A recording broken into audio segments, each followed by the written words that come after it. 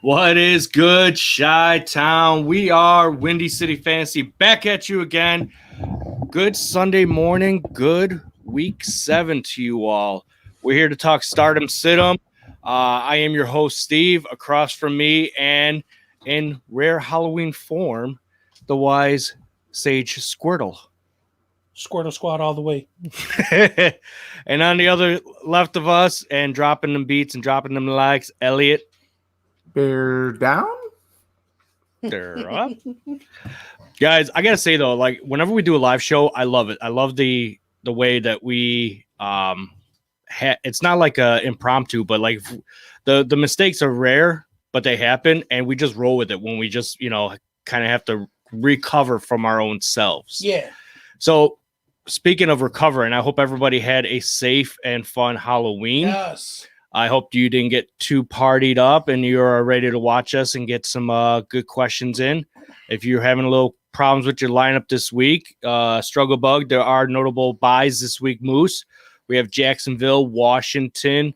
We have Houston and Arizona all on buys. There are notable players on these teams that you may use, like Scary Terry, Kyler Murray, Hopkins. So we're here to help you out. There are also notable injuries. They are going to be coming down on the ticker for you, so you can see who is currently out. Those questionable this week, they are starting. One of them being Dalvin Cook. He'd been questionable all week because of the groin injury. The bye week couldn't have come at a better time for this team.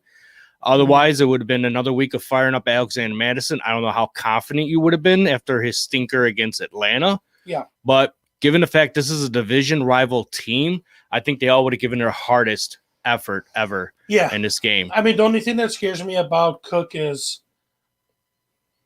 we don't know the possible re-aggravation. Right. But that's the risk, Right. Like, totally. if you have him and you need him, then you play him. There's no time to get cute. Yeah. With that also being said, make sure you guys are following us on Apple Pod, iHeart. If you're subscribed to us, Spotify already, share with your friends. Let us know that we're out there and we're there for you guys. Give us some likes, give us some good reviews, all the help and support we can get from you guys. Email the show, windycityfantasy@gmail.com. We're here for you guys. Twitter, absolutely. Follow us on Twitter, follow us on Instagram. Moose, before we get into locked and loaded, a lot of action going on this week. Weather-wise, I'm talking about a lot of windy activity going around in a lot of cities. The weather's changed like 10 different times in Cleveland. Looks to be some rain in Miami for the Rams Dolphins game. This is Big Tuna's debut. The whole South region is just horrible because of all the hurricanes that have been going around and around that area. They're getting all their rain and weather from there. So given the information that we have from National Weather Service, from other host sites that tell us everything, does this change your strategy of how you may play a player or plug a player in based upon weather activity? Now, and I only bring that up because this past Thursday, the Atlanta-Carolina game, it was raining significantly well, and I had played Bridgewater. It was a very juicy matchup, and he underperformed, and it actually looked pretty scary after that hit he took. But you could obviously see that rain was playing a factor. You saw Calvin Ridley get injured. He had an MRI on his foot. Doesn't seem to be significant damage, but we'll wait to hear. Hopefully he doesn't go on IR. Well, I mean, like, to go off of what you're saying, I started Matt Ryan. He had like 6 carries for like 39 yards and a touchdown, and he never runs the ball. So I want to say yes, weather does play. However, I feel in the past years, like let's say going back to like the early 2000s, teams were more, I think, equipped to handle weather. Where like a snowy day, they had like the beefy running backs. You could ground and pound. I don't think a lot of teams do that anymore. And I think a lot of teams get handicapped. So a crazy weather raining game like that, are you really going to trust, Gaskin in Miami? Are you going to trust any of the Rams running backs? I think Darrell Henderson, because he's not super beefy, but he does have the lateral movement, the downhill runner type aspect of his form. Where he, you all right, Darrell? Wellness check, Rona. A little bit.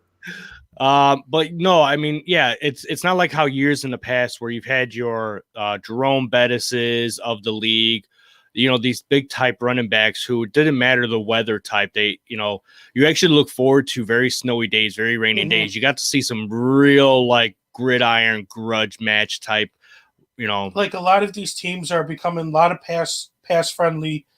3 wideouts, 4 wideouts, airing it out. Games in Buffalo now, games in Lambeau, games in Denver. I mean, Denver had snow last week.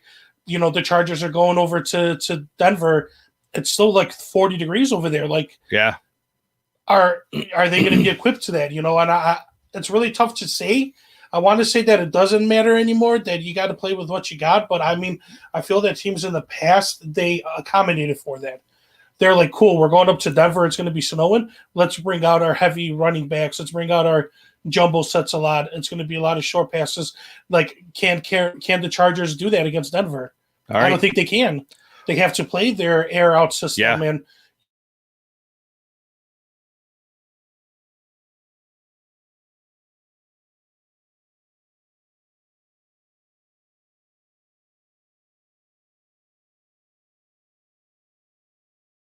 connection. There we go. All right. Yeah. All right. One more thing, and then we are going to get into our acclaimed Locked and Loaded. We are also on YouTube. Elliot, can you advise everybody where they may be able to find us on YouTube? Yeah, you guys can go to the Logic Media Group YouTube page, and we'll be there. Also, after the shows are done, you can go to the Logic Media Group app and go in the video section and check them out. Absolutely. You could see our faces as much as you want. And then starting next week, you can actually see us on YouTube live in the app.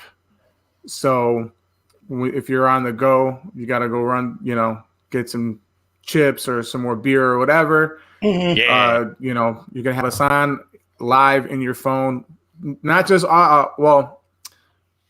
in the video section. There'll be a live video section in the app, in the Logic Media Group app. Absolutely. Cool. And without further ado, you could ask yourself a question. Do I feel lucky?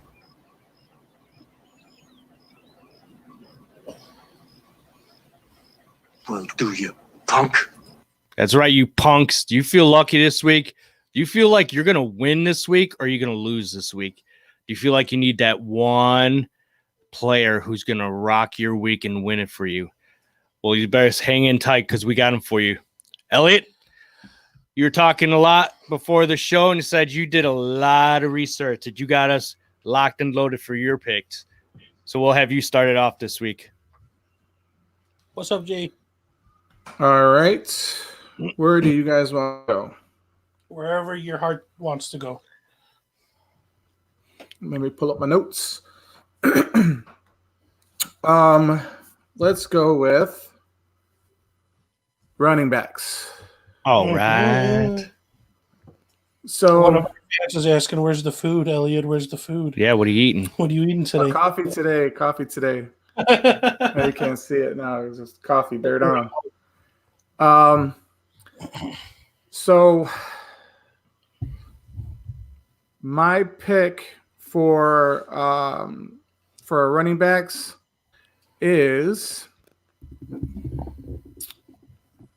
I'm gonna go with Jamal Williams. Minnesota's 4th best against the run, but it's a rivalry game, and he's got one of the best quarterbacks in the league of the era. So yeah, we'll start there. That's a great pick because last week when in the absence of Aaron Jones, Jamal Williams scored 20 fantasy points. He did pretty damn well, which goes to show you that even in a RBBC, that without your lead back, you have your safety net. Right. So definitely love that pick.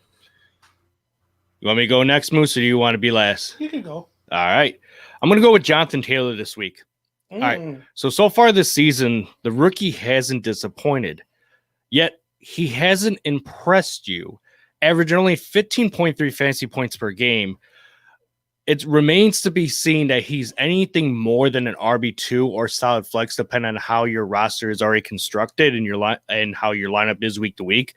But just to let you know that Detroit is middle of pack for both passing and rushing, those terms.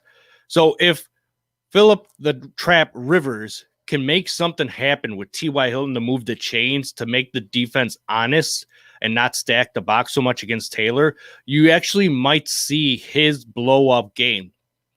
And it has been shown in the past before that Detroit tends to give up the run enough to where a running back can go for a nice 2-touchdown, 100-yard game. So that's my first pick for this week. What's up, Clem? Welcome to the show. Whoa, what's up, Clem? My pick for the week is Boston Scott. Boston Scott against the Cowboys. I mean, we all know the struggling Cowboys over there. Well, them And Cowgirls. the Eagles are on a one-game win streak. Sanders is out for the game. You know, they're still being up at the wide receiver position. When he plugged in for that week that Sanders was out, he had a decent game. I just feel that he's going to, against the Cowboys, if they jump onto that lead, Boston Scott's going to have a lot of carries. And I also feel coming out of the back with the amount of injuries, Goddard's supposed to be coming off of IR. Yeah, The emergence of Rodgers in the tight end, that's beautiful. yeah. Rager coming back, we don't know how well he's going to produce. So I just feel that they're going to kind of lean on Scott. He has experience. He could run the ball. He could catch the ball. I feel that he could have that not breakout game, Yeah. but that game of like, I needed a plugger for this week. I plugged him in, and he did good for me. So two things. One, we talked about on Thursday that in this game right here, fire up all your Eagles players. Mm-hmm. You could fire up Fulham. You can go for Richard Rodgers, Jalen Reagor if you're desperate. Definitely Carson Wentz, Boston Scott. On the other side, I will tell you about that. This is also another NFC East game, which is going to be uglier than sin, meaning that if you remember the game where Eagles played the Giants and Boston Scott did nary a thing until the very end where he caught the touchdown, which saved your day. Still, no matter how ugly or how pretty it looks, it's still fantasy points for you that week. Just saying that even though in a matchup where the Cowboys give up everything, that they could basically go heavy and Boston Scott may fall short with Corey Clement. Yeah. But I still love your pick of Boston Scott. I mean, it was very difficult. It was very difficult. There's a lot of good matchups, I think, this week, but I feel this is the one where Glazed ham. Yeah, that's what I was getting. Oh man, we got glazed ham and Danucci. The Gooch. The Gucci, Nucci. All right. We'll get to him. We'll probably get to him at some points if somebody even thought of bringing up him. Apparently, he's one of the biggest waiver wire pickups for this week. Yes. Why? Here's why. Because it did off with Danucci. Man, because he did the Nookie and it's 2020. And jeez Louise. All right, Elliot. 2020. 2020. What we got next? So since you brought it up, let's go wide receivers. Oh, And I am going with Travis Fulham. Fulgham. You're Vogelham. going with the glazed ham. Yes, sir. Dallas gives up the fourth most fantasy points to wide receivers at 30 points per game. So, man, do with that what you want. Yeah, absolutely. That sounds like he's going off today. He going full ham. You're going to get the full ham today. That's right. So delicious. All right. Hey, Moose, for me, it's going to be T. Higgins. Listen, since week 2, Higgins' targets and snap percentage has gone up exponentially, leaving behind the likes of senior wide receivers like A.J. Green, who people have thought would be of notable worthiness from a bounce back after his last 2 years. He's actually been keep it up in targets and receptions as to Tyler Boyd, which is number 1. So this goes to show you that both Boyd and Higgins are fan favorites of Joe Burrow.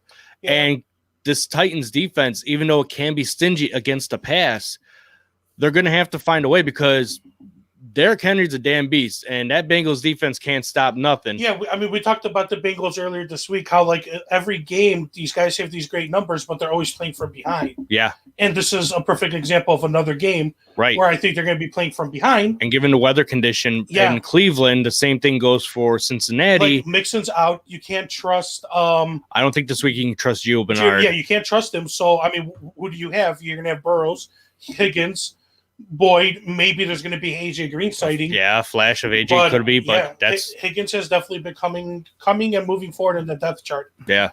Wide receiver for me, I'm going with Keenan Allen this week against the Broncos. Broncos are doing very poorly. They're in every game, but they just don't know how to figure it out. And Herbert is slowly becoming, I think, I'm going to say it right now. Wait for it. Rookie of the year. Oh, my goodness. Just saying. The way he's been performing and the talent he has on that wide receiving staff, and that's his go-to man. He's going to go to it. And against the Broncos, if the weather's going to be crappy and they can't get that run game going, why not quick slants to Allen all day? I would take Allen 10 targets, 10 catches, 80 yards all day. Yeah. All day. Jay, I'd like to see Hilton have a good game, but I don't think it's going to happen. We say that every week. We want him to. We want it to happen, but I don't know if it's really going to happen. Old man Rivers doesn't know where to throw the ball. I mean, him and Tom Brady. Listen, he's just collecting a paycheck for his 9 kids. He can't count over 80. Yeah. All the numbers with 8s on them and higher. No good. Coach, what's that number mean? It means wide receiver, guy. Like, it means faster tight end. Yeah. All right. And last but not least, QBs. Well, we didn't do tight ends yet. Did we do tight ends? I thought we did. All right. See, I'm all over the place. All over the place. Tight end. I'm gonna go with Juju Smith. God bless it. Cincinnati's given up the second most fantasy points to tight ends. They average 12.6 a game. So the match is there, and take advantage of it. Listen, great minds think alike. If Moose is throwing his pen on the table because you just named one of his tight ends, that means you guys are on the same level. I'll be on the same level with you, Elliot. All right. Well, for me, it's going to be Harrison Bryant. Now, I brought him up last week as I think he may do something. Don't be surprised, because there was also Njoku. Now, Njoku had a fine day. He caught a touchdown, but Harrison Bryant, he went 4 or 5 for 56 yards and 2 touchdowns. In the absence of Hooper, and Hooper's out again this week after his appendectomy. This week he faces a Raiders defense that's 6th in the league for allowing the most fantasy points to opposing tight ends. And I think this could be another week where Bryant surprises people, where they think it's going to be Njoku, but listen, it may be another Bryant day.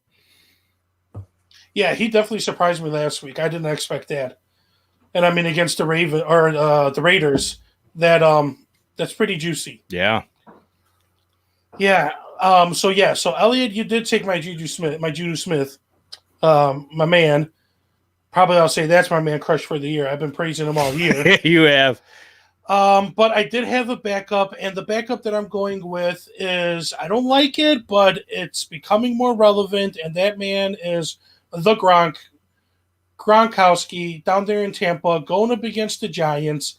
He started off the season horribly. And the last 2 weeks, he's been averaging 5 catches, targeted 8 times, 60 and 70 yards respectfully, and 2 touchdowns against the Packers and Raiders. Against the Giants, that defense, I could see him not necessarily maybe getting the targets, not necessarily getting the yardage, but getting that touchdown, maybe getting 40 yards, having a solid day for the Bucks. Great pick. 2 things I want to take from that, Moose. 1, great knowledge dropping there on Gronkowski. 2, not getting distracted from Jay talking about a hysterectomy when I said appendectomy. But yes, After last Thursday when you got distracted and paused you, I said, talked to Jay. I said, no more teleprompting to Moose. Oh, well, that's because I was looking at my stats. I wasn't looking at the chats. That's good. That's good. That's good. Oh, stats, no chats, huh? Sick burn, bro. Man, I really like these glasses. All right, let's go to the big money, the money makers, QBs. Who's picking the Nucci today?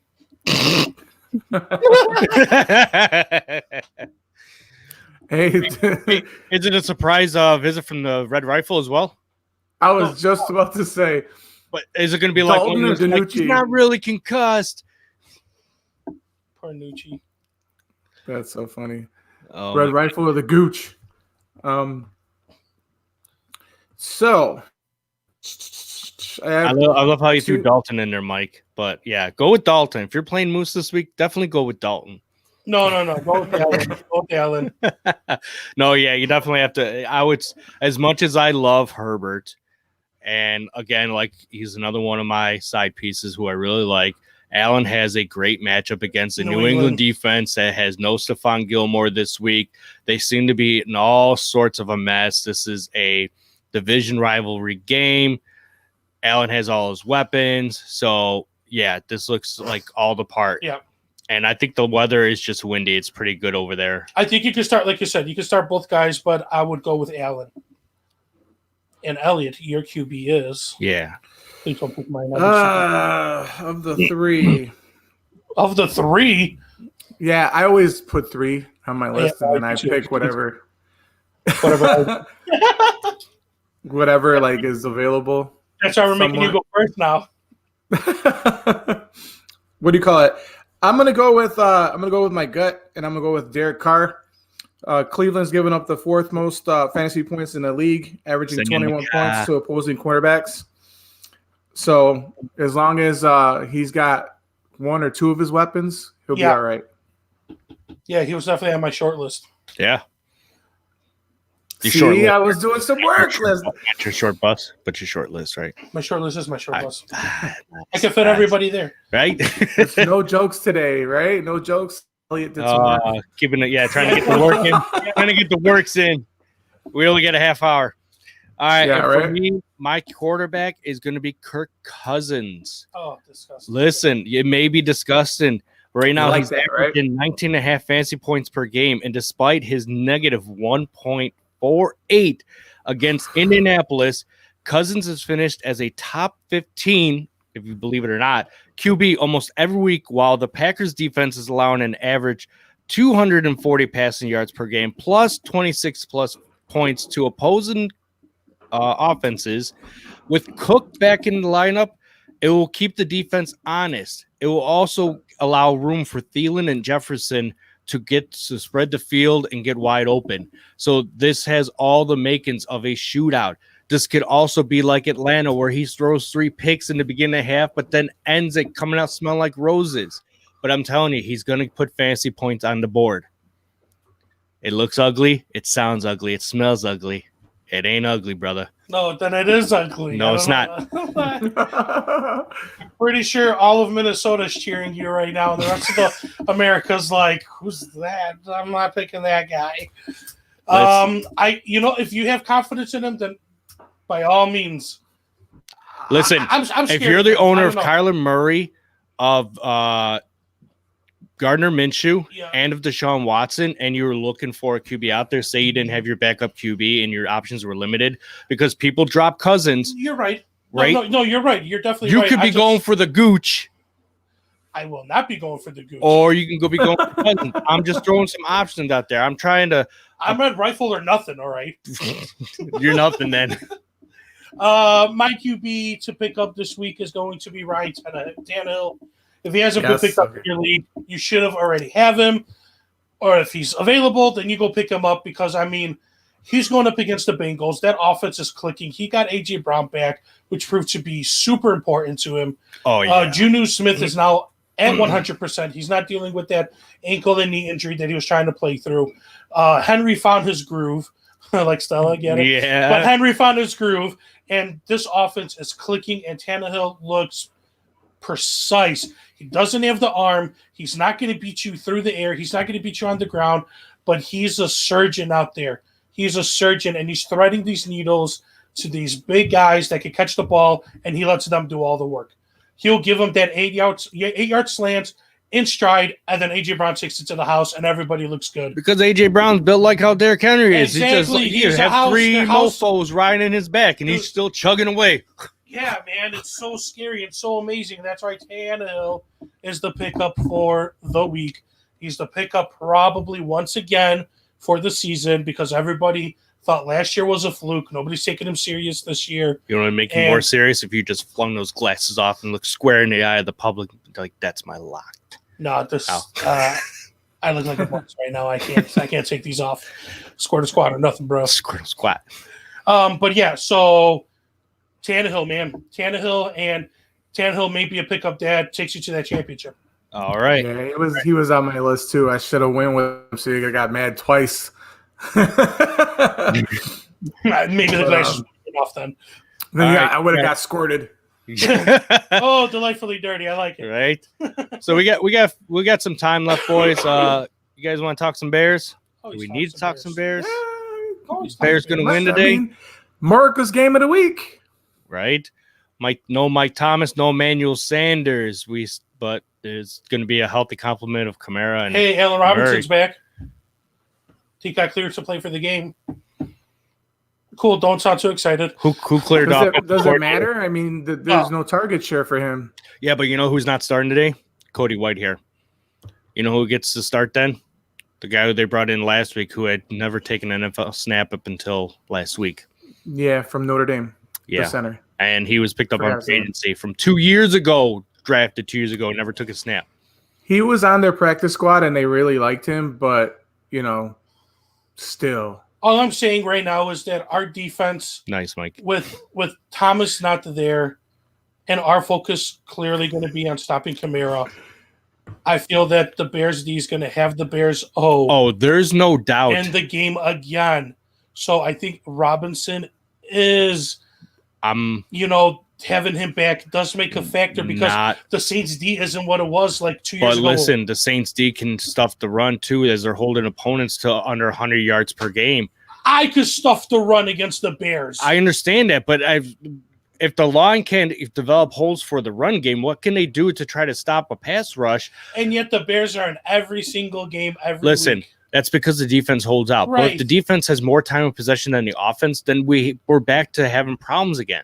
And then you have the naysayers saying, throw Mitch Trubisky back in there. And it's like, why?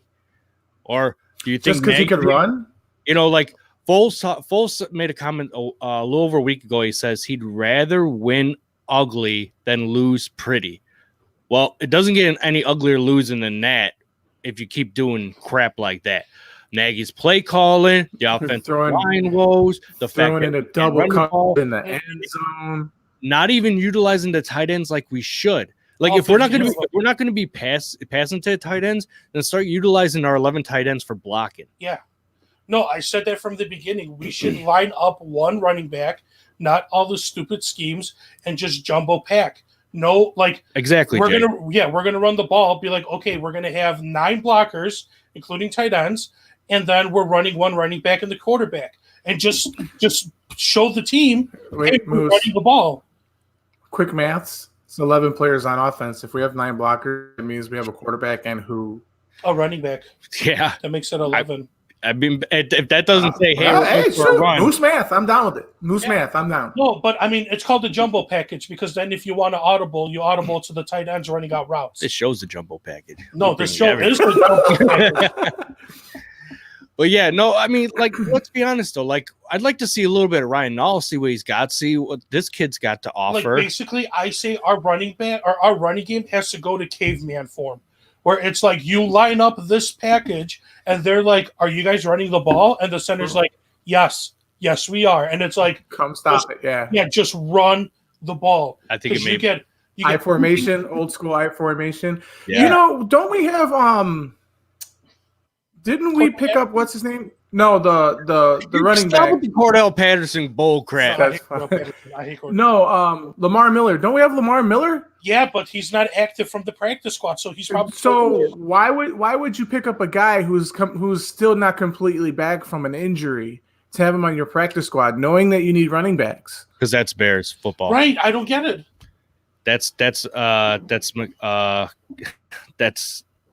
I don't know. That's pace and Like we need running back help. Like McCaffrey's. like you could have went on and got Kalen Balaj. He's so far, at least he's proven he can run the ball. He ran Ran the for ball. money at Bell. I mean, Yeah. he wasn't going to come here, but No, he was definitely looking for a ring. So no matter how much money any team threw at him, he was going straight for the ring. Like and the his best deadline, chances. the Yeah, no, deadline for sure. coming up. Just make a splash. I think the Bears.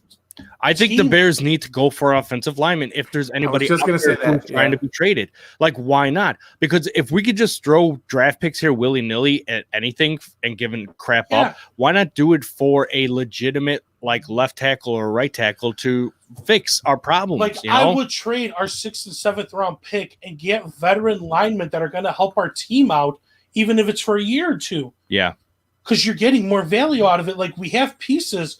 It's just our O line we need can't. guards. We need Yeah, our O guards. line doesn't give us time to pass, and our O line doesn't give holes for our running backs. Listen, Like, if you look back in the previous years of the Bears organization, they've always been delayed by almost 5 years on an offensive line while focusing all resources and picks towards defense. The moment they spend 1 year to go away from defense to go to offense, everyone starts screaming how much the defense stinks. And then they freak out and they go back to let's load up defense because why? Because now we have aging veteran players and we need new blood. yeah. When you've completely disregarded the offensive line again. Like we could talk for days on end how we don't have a quarterback or we have inconsistent wide receivers or our run game is good for a few years and then we give it them, i.e. Howard for a 5th. Not saying that Howard was like long term, but Hey, guess what? Miami wants you to shop Howard. We could bring Howard back. and Jeffrey, For let's like bring the them all 7th, back. yeah. I'm just saying that we have to Look, when Foles was a Super Bowl MVP, the Eagles had one of the best offensive lines in the game at the time. Mhm. What does that tell you? Yes, he knows your offense. Yes, he knows how to run it. But if there's no one to block, you know how many times he could have had Darnell Mooney if he had just one more second Yeah. in the pocket? Where he was the play where he was in the end zone, thrown from the back of his heels and overthrew Mooney. If he had like half a second more, it would have been able to plant his feet, go forward, and would have hit him like dead square in the hands, Like- and Mooney would have been gone for 80. You know how pissed off I got when the commentator blamed Foles for that? And when you saw Foles, he took his 3 steps and he had to throw the ball while Mooney was still running his route. Yeah, he never had a Because they chance were- to break away Yeah, from his because the route. people are already at him. Like you give him 5-6 seconds, these guys are getting open. He's moving the ball down the field. Yeah, I also think Pace is a little gun shy because now we're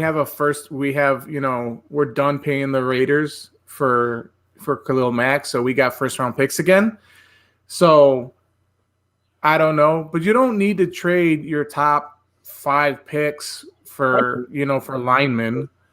You know what I mean? What's You that know, old- seventh what's that old round saying? pick in cash considerations. I mean, What's like, For sure. what's that old saying? The sins of the father get passed to the son, or whatever. I feel like once Pace's time is done, like his mistakes get passed on to the next guy, and he's got to fix if he's got to turn things around, and it's going to be a hard thing to do in the beginning. So, like, well, how about we stop hiring people that specialize in only one side of the ball? Like he specialized in defense when he was with the Saints too. So like he comes here, you give him full reign, he builds a great defense, and now we have a shitty offense. yeah, Mind my French. You know what I mean? Like, why can't we find someone who is a good enough GM? I would rather have a top 10 to 12 defense and offense if it's going to get me more wins than having a top 5 offense and a top 10 defense and a bottom tier offense. listen, we all It want just the doesn't make any Bears. sense. We all want the Bears to win, but we're realists when we talk about how we view our team from the outside looking in. We aren't all former players, former coaches, but we see with our eyes. So in a week where you have the Packers and the Vikings facing off each other, you want the Vikings to win, because then this gives us an opportunity to tie with the Packers to stay atop of the division. The Lions are like, they're going to line, so it's whatever. But whenever the time where you're not facing division opponents, you need these wins just in case, like when you're going into these opponent matches, because the Bears play the Packers when? A couple weeks, I think. If I'm looking at the That's at the end of this like gauntlet of games that they're playing. So I want to say like in 2 to 3 weeks. We played Minnesota week 10, then we go to bye, and then we have Green Bay, Detroit, Yeah. and then it's Houston. So 3 weeks. Yeah. Yeah. So right now we have New Orleans and then Tennessee next week, and then Minnesota bye, like you said, Green Bay, Detroit. So these are late division games. So we can't just putz around. We do have the most wins in conference as far as NFC, so that's going to help with some tiebreakers. But like if you can win your division outright, win the division outright and guarantee yourself a spot. Like right now, the Bears have an extremely high percentage of getting into the playoffs. But man, I would prefer to just get it done. Like that's why these games are important. That's why that Indiana game was important, even though it was out of conference. That was another win.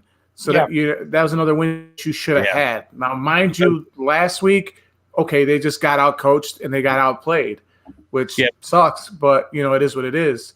Because we shut down the run and we let Phillip Rivers do what Rivers can do, which is nothing. And we allowed ourselves to lose that game. You remember the Geico commercial with the old man and the dollar bill? That was Phillip Rivers. Too slow with that one. Like he did the whole way down the field. It was like, here, tight end. Yes. Why don't we wrap it up with the question Jay just asked? Who won that trade, the Raiders or the Bears? The Bears. I mean, because if you look at what the Raiders have done with our picks, like they got good players, but we went to the playoffs. Mm-hmm. I think that's what symbolizes. I wanted to piggyback off of what Elliot was saying about getting people that are good on both the defense and the offensive side of the ball. I don't care if you specialized in defense, then don't focus all your energy on defense. You got these coaches, staff, picks for defense, then the next 2-3 years should be on offense. Because these players you brought in that are specialists on defense, you don't need to bring more picks, more talent on the defensive side of the ball. So getting Mac was to solidify this defense. There was an algorithm that was out like 10, 15 years ago, and it showed teams that made the playoffs were in the top 15 in both offense and defense. Teams that made the Super Bowl were in the top 10 in both offense and defense. Competitive teams had one either offense or defense in the top 15, and the other was in the 20. The teams that were in the 20s in both offense and defense never made the playoffs. So Bears having the best defense is great because it keeps us in the game, but we don't do nothing to help out our offense. The picks we did. We should never went and got a tight end. We should have helped out the offensive line. We could have got the tight end later on in the round. We could have still got Mooney where we got him, but we could have got starting offensive depth. You're telling me this last offseason, if you knew mentally that going into the draft you're not getting offensive line, we could have not went out and got 2 guards from the offense or from the free agency that were reliable young people? You got practice squad guys that you're really high on. Yeah. Why are we not seeing what those guys are made of? So at this point, it feels like hot seat time, and we're trying to save a job. Yep. So there's actual NFL teams out there that don't have star tight ends. They just have blocking tight ends, and they make it work. Do you think Carolina has found success just with Greg Olsen? Greg Olsen did a lot of blocking. Mm-hmm. Right now they have Ian Thomas. That's not a stud receiving tight end. Seattle may have Greg Olsen, Will Disley, and Hollister, but they primarily specialize more for blocking now because they're still running heavy. And they got, that's definitely your jumbo package. But these are just a couple examples of why can't we do a copycat version of other teams? If especially when that's what the league is about, it's a copycat league. Why don't Yeah. you look at what Seattle's done? Seattle's got a really good defense, and well, granted, we don't have Mr. Unlimited, the defense but is, I mean, they just picked up a guy that's going to really, really bolster their defense. So No, we'll Seattle. see what the next couple weeks, but I was going to bring it up when Elliot was talking about that too. Was Seattle every year drafts a running back in the top 3 picks because they feel that's a need. They feel that they always need a running back because of injury or whatever. yeah. Like, and it doesn't matter. Whereas, like, I feel the Bears are like, well, we got a quarterback. We can't draft another quarterback. We got an offensive tackle 2 years ago. We're not going to grab another offensive tackle. It's like, well, 2 years ago, this guy's not even in your lineup. You grab an offensive tackle that we need for our help. And It doesn't Pace- matter. and Pace said he was going to draft a quarterback every year. Like that was one of the things he said when he got the job. He's like, until we get it right, I'm going to draft a quarterback every year, and he has not. He drafted one quarterback other than Trubisky. So Lies. hey, got to say what you got to say to get the Right. job, right? All right, but that's all the time we America. have today, 2020. That's all the time we have for today for you guys. I want to enjoy everyone for watching us, for commenting in. I Be hope, safe out there. yeah, be safe. I hope Let's everyone go has a great Bears. week 7. Go Bears. From all of us here at Windy City Fantasy, myself, Moose, Elliot, stay frosty, Chicago. Have a good one, everyone. See ya.